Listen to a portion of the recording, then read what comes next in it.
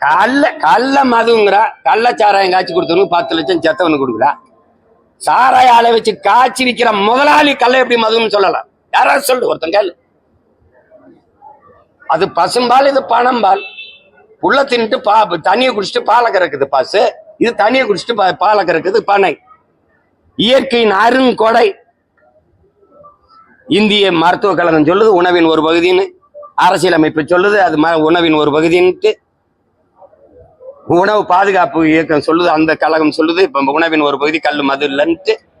நீ கள்ள மதுன்னு சொல்லு விடு. டாஸ்மார்க்கெட்ல சரக்குக்கு பேர் என்ன சொல்லு? அதை காட்சி விற்கிறவன் யாரு சொல்லு? இந்தியாவில் எல்லா மாநிலத்திலும் கல் இருக்கும்போது என் மாநிலத்தில் மட்டும் எதுக்கு தடை? இங்க மட்டும் எப்படா கல்லு மதுவாச்சு? நானும் எங்க ஆத்தால அப்பனமாடா கண்டுபிடிச்சேன் கல்ல. இன்னைக்கு பல ஆயிரம் ஆண்டுகளா என் பரம்பரையோடு இருக்கிற ஒன்று. இங்க கரும்பு, வாழை, அது மாதிரி தென்னை, பனை. பனை என்னுடைய தேசிய மரம், என்னுடைய அடையாளம்.